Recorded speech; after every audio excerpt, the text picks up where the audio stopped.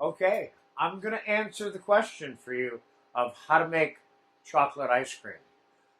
And other ice creams are going to be made in similar ways, but this is a rich, deep, dark chocolate ice cream. Now, what do I mean by rich? This is probably a formula that would be considered one of the richest ice creams in the world that you could possibly make. And I say that because this is made with all cream. And in this particular case, we're using 36% butterfat cream. And you can use as much as 40, which is also available on the market, but 36 will definitely suffice.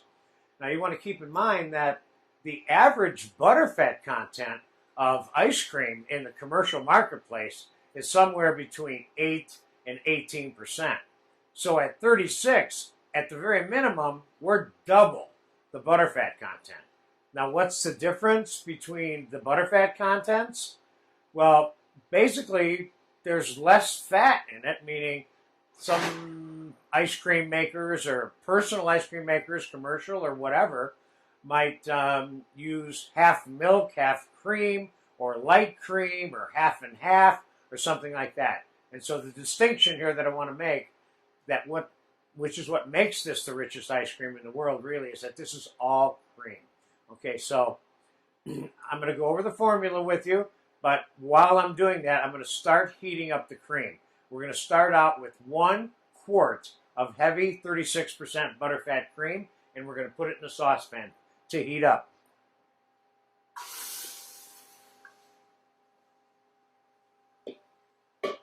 And basically what we're going to be doing is making a chocolate creme anglaise, if you will, or English custard sauce, that which we have a video for in this dessert class. But the creme anglaise is typically made with milk. We're making creme anglaise with cream, okay?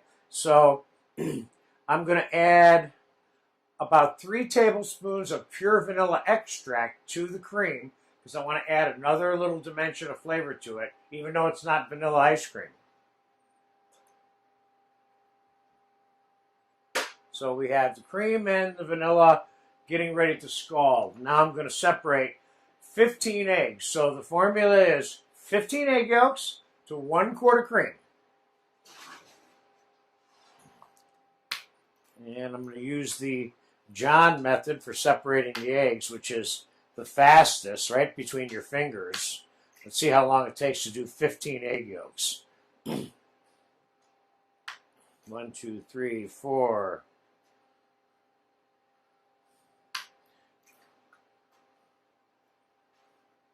5. I think I can do it all in less than a minute here. 6, 7, 8,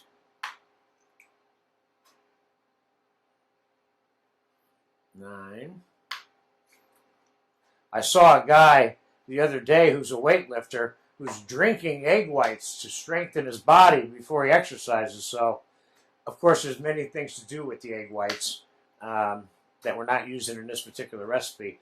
And in this class, I'm going to show you how to make a baked meringue out of egg whites, and that would be one really good example that I'll show you.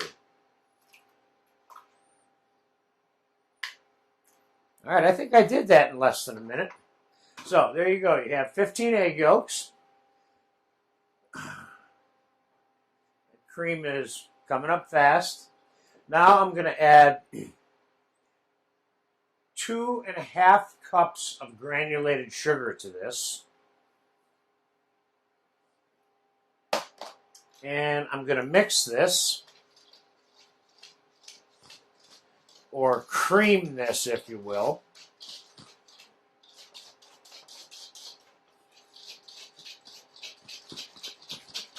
I'm going to cream this as much as I can before I add the bitter cocoa powder to it, which is the primary chocolate component for this.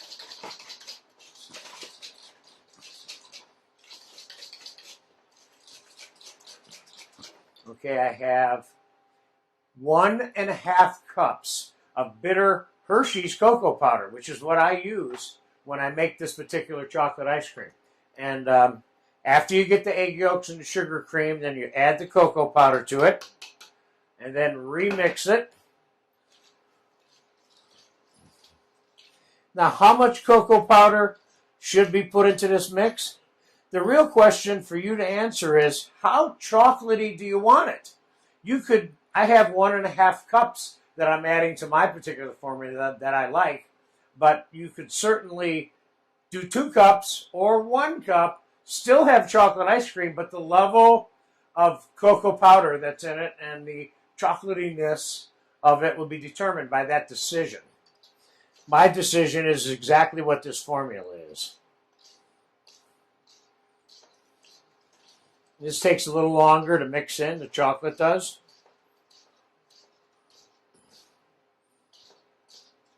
There we go.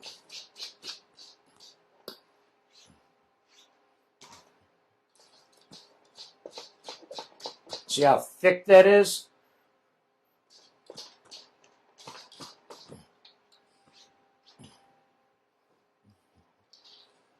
Let's take a look at the cream. And the cream is just coming to a simmer back here.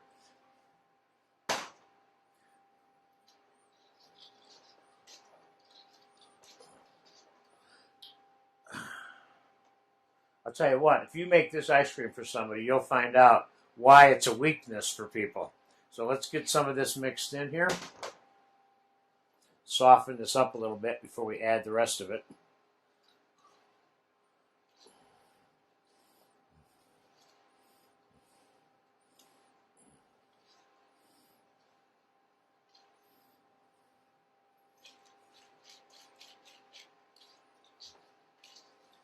There you go.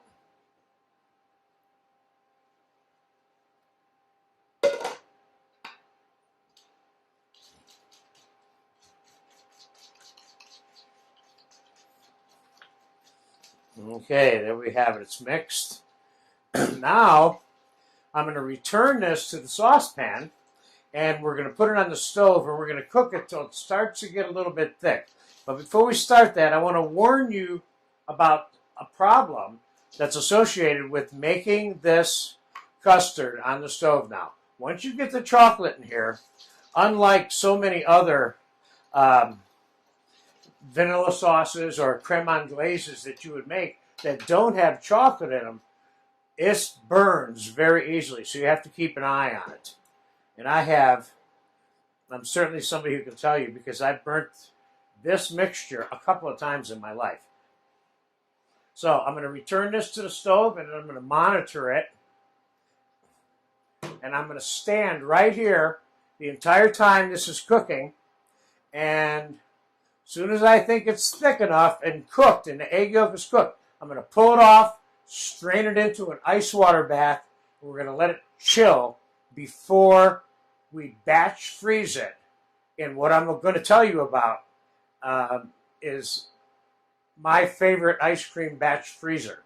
So for right now, we're going to time elapse this. I'll be back in a couple of minutes when the chocolate custard is thick enough to then strain and consider it to be cooked. Okay, I'll be right back.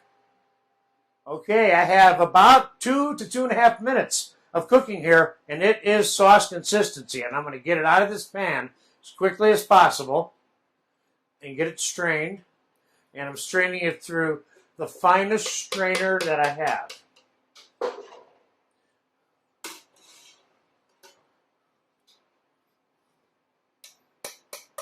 Now, if you think you made your custard, and I want to explain to you why I keep calling this custard, it's really, really hot.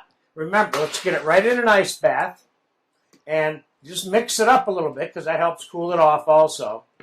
And of course, before we batch freeze this, we're going to get it completely cold first before we put it in the batch freezer.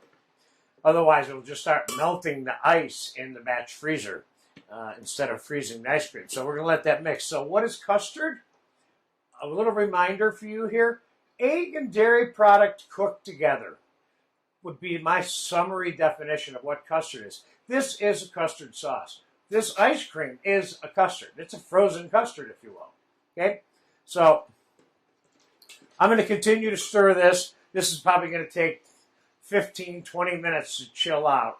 And then when I come back, I'm going to talk to you about this batch freezer. We are going to set this up with some rock salt. We are going to plug it in, and we are going to let it run until this becomes ice cream. And that process is going to take a half an hour. But for right now, I'll be back in about 15 minutes when the chocolate ice cream mixture is cooled off, and then we will pick up on the batch freezing part. Okay, I'm back to get the ice cream batch frozen.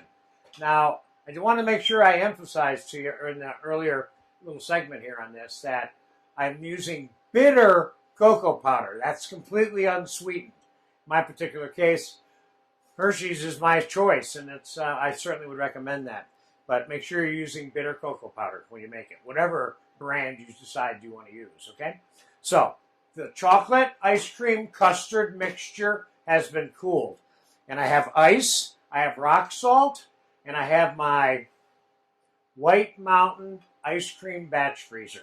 Now, why is this a good batch freezer? I'm going to tell you why. First of all, this is fashioned, like most ice cream makers are, these smaller versions, which is what this is, after the original hand crank. Only it has a motor on top, so you don't have to hand crank it. But back before they were motorized, there was a hand crank right here. And somebody just stood here and went like this for a long time. I would probably suspect that families took turns winding it, if you will, you know. But we're not going to have to do that today. So the White Mountain is certainly one that I recommend. I've been using it for years. I used to use it in my cooking school to teach all my students how to make sorbets, ice creams, and I definitely recommend it, okay? So, and I've been through like 20 other brand names, and this is where I ended up eventually, over and over and over again, you know? And the great thing is they have a lifetime guarantee on a motor. Once you buy this unit, it costs about $275. The motor unit is replaced for free if it burns out for the lifetime of the rest of it. That is a good deal. All right, enough about endorsing the White Mountain. What can I tell you? It's a good machine, okay? All right, so here's what I'm going to do. I'm going to take the machine apart, take the motor off, and then there's a cylinder in here that has a churning device right here that paddles the ice cream throughout the time, okay? So I'm going to put this back together. And I'm going to pour the cooled chocolate custard mixture directly into the cylinder.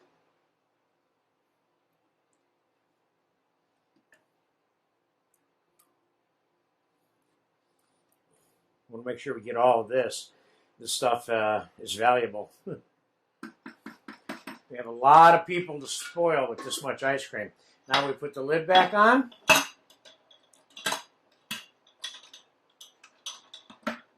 Reassemble the machine. Okay, and this machine does not have an off and on switch. It goes on when you plug it in or unplug it, okay? So here's what we're going to do. We're going to take ice, put it inside the cylinder, around the outside of the cylinder, inside this cavity, if you will.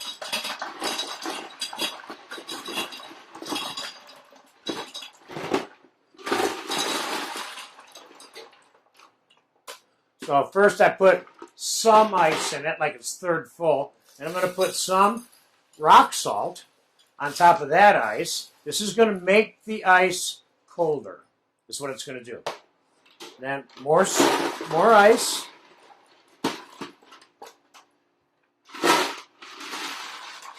This is a noisy little machine. Sometimes what I'll do is I'll set it all up and then I'll plug it in outside. Let it run outside because it's so noisy. More ice. I'm topping this off all the way around with ice. Now remember, if you put warm custard in here, it's not completely cold. It's just going to start melting the ice, and it's going to take you longer to batch freeze it. So you want to make sure you start out with a cool custard to begin with. Okay, that's about as much ice as I can get in there. And then I'm going to top this off with more salt. Don't get cheap with the salt. I probably got about, a quart, maybe a quart and a cup and a half, something like that in there. Okay, this is ready to begin the batch freezing process. Now, let me give you a couple of hints about that process before we even start this machine up. This obviously is a time-elapsed video because this is going to take about a half an hour to become ice cream texture, okay? About halfway through my churning process, what I typically do is I unplug it, drain the water out, maybe add a little more salt, add more ice if any ice is melted, and then plug it back in and finish the process. Otherwise, it's going to take longer. So you get rid of the water and there is going to be some water melting, whether it's hot or cold, the custard, when you put it in. So I'm going to wrap up everything I have to say because once I plug this in, it's going to be making a bunch of noise. So this is going to be time-elapsed, and I'll be back in approximately half an hour. We're going to pull the ice cream out and show it to you, and we're going to eat some. Be back in about a half an hour, but first I'm going to plug it in, and you'll hear what it sounds like.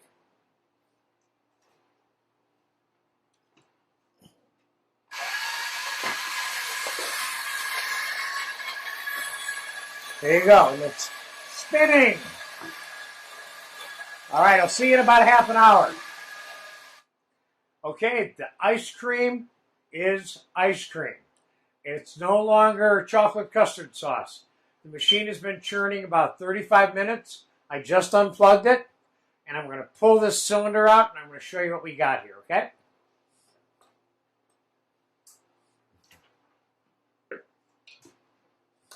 Let's make sure we don't get any rock salt falling in the ice cream.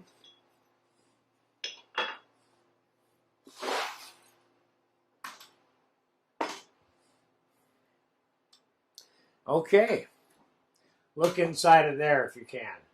You see what's in there?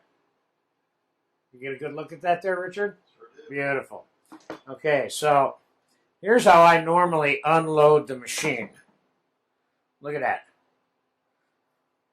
The inside of this machine is empty. Everything is right there on that whip. It's not always like that, but it is today. Oh, I'm sorry, but this is something I have to do. Gotta get a taste of this. This is some rich, dark chocolate ice cream. So let's get it in our storage container for the freezer.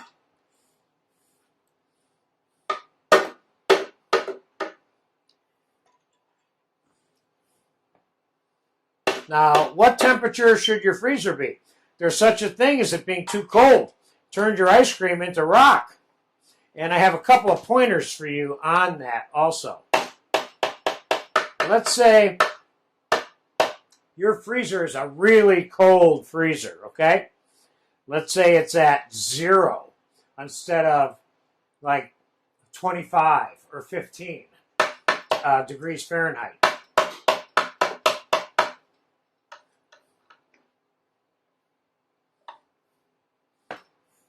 Let's just scrape it into here, then we'll take it out of here.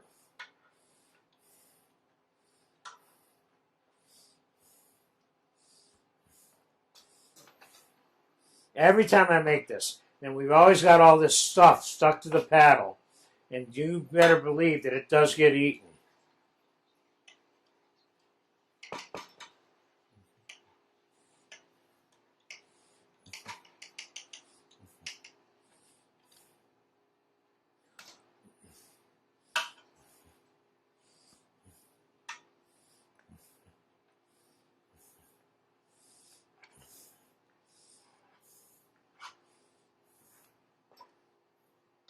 Are you going to finish the comment regarding the freezers? Yes, the comment on the freezer. A couple of things here. It's just that I'm sitting here struggling with this a little bit, and I want to get it out of my face. Concentrate on it for a second. So, a couple of things to remember. First, let's say your ice cream is in your freezer. You got a really cold freezer, and your ice cream kind of gets freezer burnt because it's been in there so long. Here's what you can do. You can melt your ice cream down and re-batch freeze it, and it comes out brand new again. That's one thing to keep in mind. The other thing is, let's say your freezer is too cold and you can't adjust it because it's not an adjustable freezer. So I'm going to plastic wrap this and put this in my freezer, of course. Let me wash my hands off. Hold on.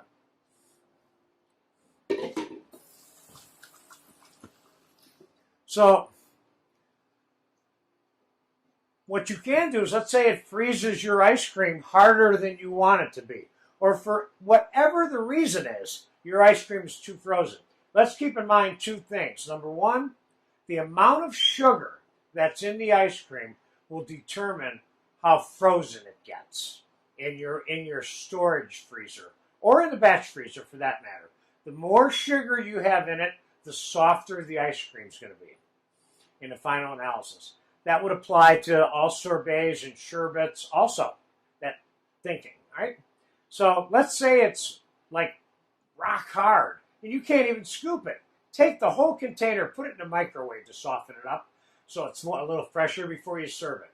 That's another solution if your freezer's too cold, okay?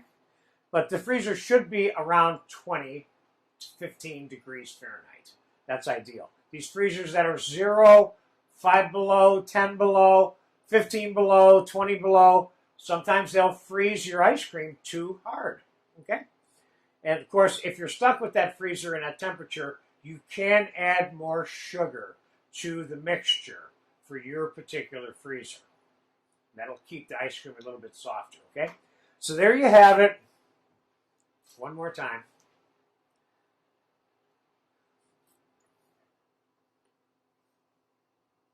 Double chocolate French ice cream.